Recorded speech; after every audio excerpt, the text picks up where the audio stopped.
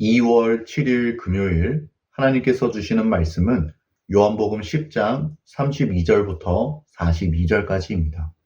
봉독하겠습니다. 예수께서 대답하시되 내가 아버지로 말미암아 여러 가지 선한 일로 너희에게 보였거늘 그 중에 어떤 일로 나를 돌로 치려 하느냐? 유대인들이 대답하되 선한 일로 말미암아 우리가 너를 돌로 치려는 것이 아니라 신성모독으로 임하니니 내가 사람이 되어 자칭 하나님이라 함이로라.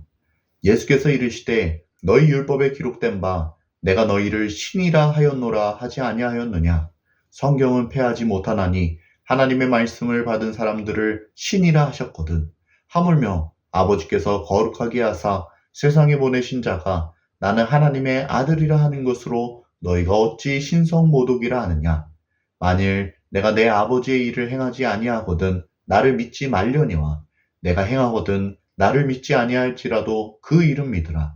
그러면 너희가 아버지께서 내 안에 계시고 내가 아버지 안에 있음을 깨달아 알리라 하시니 그들이 다시 예수를 잡고자 하였으나 그 손에서 벗어나 나가시니라. 다시 요단강 저편 요한이 처음으로 세례 베풀던 곳에 가사 거기 거하시니 많은 사람이 왔다가 말하되 요한은 아무 표적도 행하지 아니하였으나 요한이 이 사람을 가리켜 말한 것은 다 참이라 하더라. 그리하여 거기서 많은 사람이 예수를 믿으니라. 예수님이 유대인들에게 자신이 어떤 분인지를 밝히 드러내 보이십니다.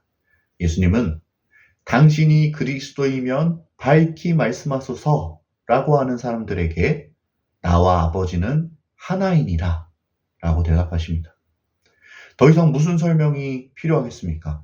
우리 예수님은 하나님이 보내신 그분의 하나뿐인 아들이십니다. 그러나 유대인들은 이 대답을 듣고 오히려 그분을 돌로 치려 합니다. 그러자 오늘 말씀에서 예수님이 그들에게 물으시지요. 내가 아버지로 말미암아 여러 가지 선한 일로 너희에게 보였거늘 그 중에 어떤 일로 나를 돌로 치려 하느냐? 그러자 유대인들이 대답합니다. 선한 일로 말미암아 우리가 너를 돌로 치려는 것이 아니라 신성모독으로 임하이니 내가 사람이 되어 자칭 하나님이라 함이로라. 유대인들은 예수님이 하나님과 하나라는 말씀에 격분했습니다. 어떻게 한 평범한 인간으로서 자기 자신을 하나님이라 칭할 수 있냐는 것이죠. 그러면서 그들은 이 말의 사실 여부를 확인하려고도 하지 않고 무작정 그분을 돌로 쳐 죽이려 합니다. 그러자 예수님은 그들에게 그들 수준에 맞는 대답을 하십니다. 그것은 그들이 그렇게 중요하게 여기던 성경을 들어 자신을 변호하신 것입니다. 예수님은 34절에서 너희 율법에 기록된 바 내가 너희를 신이라 하였노라 하지 아니하였느냐 라고 말씀하십니다. 여기서 예수님이 인용하신 구절은 시편 82편 6절 말씀입니다. 예수님이 시편을 율법이라 부르신 까닭은 이때 당시 사람들이 시편을 포함한 구약 전체를 율법이라 부르는 풍속이 있었기 때문입니다. 아무튼 예수님은 성경에도 하나님의 말씀을 받은 사람들을 신이라 부르지 않았냐며 나는 신성을 모독하는 것이 아니라고 말씀하십니다. 여기서 잠깐 부연 설명을 드리자면 예수님이 인용하신 시편 82편 6절은 너도 신이 될 수 있고 나도 신이 될 수 있고 우리 모두가 신이 될 수 있다는 그런 뜻의 말씀이 아닙니다. 사실 여기서 말하는 신은 백성들을 다스리는 통치자들을 가리키는 말인데 82편 7절 말씀을 보면 그러나 너희는 사람처럼 죽으며 고관에 하나같이 넘어지리로다 라는 말씀이 나옵니다. 실제로 제국의 황제들도 신처럼 숭배를 받지 않았습니까? 하지만 성경은 그들이 그저 한 인간일 뿐임을 분명히 밝히고 오직 하나님만이 유일한 신이심을 말합니다. 어쨌든 예수님은 성경을 인용하여 대답을 주신 후에 다시 한번 그들에게 말씀하십니다. 너희가 정 믿지 못하겠거든 내가 행한 기적이라도 믿으라고 말입니다. 예수님이 사람들 앞에서 얼마나 많은 기적을 행하셨습니까? 그리고 그 일이 하나님의 아들이 아니라면 어찌 행할 수 있는 일이겠습니까? 그러니 예수님은 내가 행하거든 나를 믿지 아니할지라도 그 이름 믿으라고 말씀하십니다. 그리하여 아버지가 내 안에 계시고 내가 아버지 안에 있음을 깨달으라고 말씀하십니다. 사실 이렇게까지 했으면 우리 예수님을 믿을 법도 한데 여전히 유대인들은 예수님을 믿지 않습니다. 그러자 예수님은 그들을 떠나 요단강 저편으로 가서 거기에 거하십니다. 그런데 그곳에선 많은 사람이 예수님을 믿는 역사가 일어납니다. 그것은 요단강에서 세례를 베풀었던 세례 요한 덕분이었습니다. 세례 요한은 예수님의 오실 길을 예비하는 자로서 우리 주님이 성경에 약속된 그리스도라고 증언하였습니다. 그리고 그것을 기억하고 있던 사람들이 예수님을 믿기 시작한 것입니다. 요한은 오직 그리스도만이 하실 수 있는 표적을 보여준 적이 없습니다. 그러나 예수님은 사람들 앞에서 표적을 보여주셨으며 요한이 예수님을 가리켜 말한 것도 거짓된 내용이 없었습니다. 그래서 오늘 말씀은 거기서 많은 사람이 예수를 믿었다고 이야기하고 있습니다. 여기까지가 오늘 우리가 읽은 본문의 내용입니다. 오늘 주시는 메시지입니다. 첫째, 예수님은 하나님의 아들이시다. 오늘 말씀에 등장하는 논쟁에서 가장 핵심이 되는 부분은 예수님은 누구신가 하는 것입니다. 예수님은 누구신가? 예수님은 어디에서 오셨는가? 예수님의 정체는 무엇인가? 유대인들은 이 문제를 가지고 그들이 원하는 답을 얻기 위하여 집요하게 질문을 던집니다. 그러자 예수님은 그들에게 말씀하십니다. 만일 내가 내 아버지의 일을 행하지 아니하거든 나를 믿지 말려니와 내가 행하거든 나를 믿지 아니할지라도 그 일은 믿으라. 그러면 너희가 아버지께서 내 안에 계시고 내가 아버지 안에 있음을 깨달아 알리라. 예수님은 하나님의 아들이십니다. 그러면 그분이 하나님의 아들이시라는 증거가 있습니까? 있습니다. 그것은 예수님이 사람들 앞에서 보여주신 표적입니다. 예수님은 사람들 앞에서 여러 기적을 베푸셨습니다. 그분은 앉은뱅이도 일으키시고 병자도 고치셨으며 눈먼 자도 고쳐주십니다. 그리고 성경은 이것을 표적이라 이야기합니다. 표적과 기적 사이에는 어떤 차이점이 있습니까?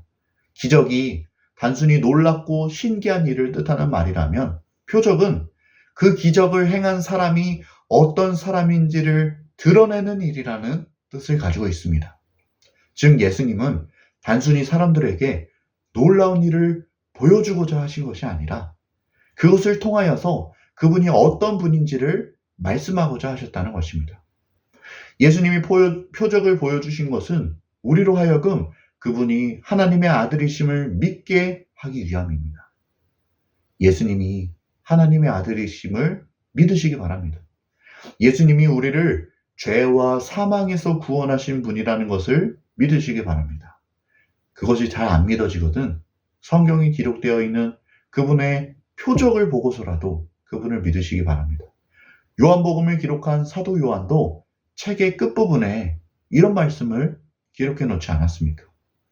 예수께서 제자들 앞에서 이 책에 기록되지 아니한 다른 표적도 많이 행하셨으나 오직 이것을 기록함은 너희로 예수께서 하나님의 아들 그리스도이심을 믿게 하려 함이요 또 너희로 믿고 그 이름을 힘입어 생명을 얻게 하려 함이니라. 요한복음 20장 30절 31절 말씀. 아멘. 이 말씀처럼 예수님이 하나님의 아들이심을 믿고 그 이름을 힘입어 영생을 얻으시기를 간절히 소원합니다. 둘째 주시는 메시지입니다. 마음이 열려야 예수님이 믿어진다. 유대인들이 예수님께 그분의 정체를 밝히라고 이야기하자 예수님은 자신이 하나님의 아들이라고 말씀하십니다. 어떻게 이것보다 더 확실한 대답이 있겠습니까? 예수님은 분명 자신이 어떤 분인지를 밝히 말씀하셨습니다. 그러나 유대인들은 그런 예수님을 돌로 치려고 합니다.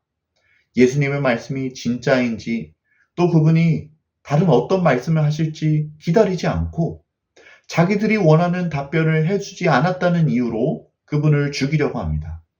이것은 예수님을 향한 그들의 마음이 완전히 닫혀 있었기 때문입니다. 하지만 요단강 근처의 사람들은 예수님을 잘 믿습니다.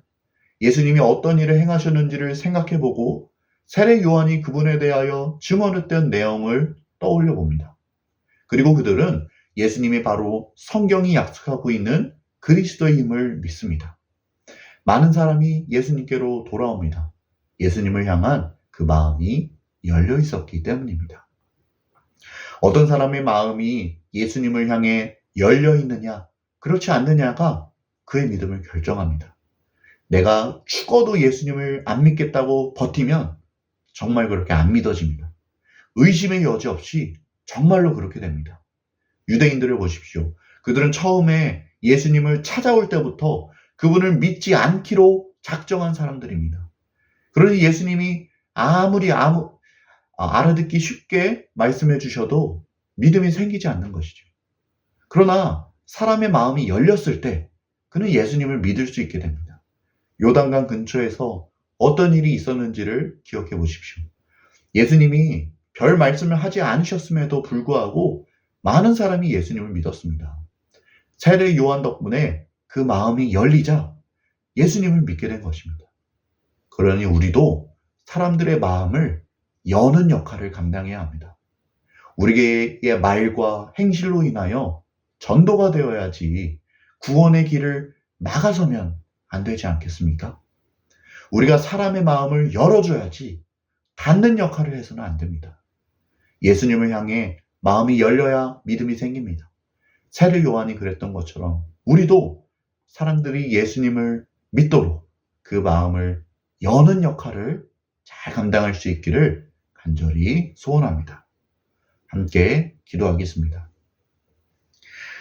사랑 많으신 주님, 오늘도 이렇게 말씀을 통하여서 귀한 주님의 음성 들려주시니 감사합니다.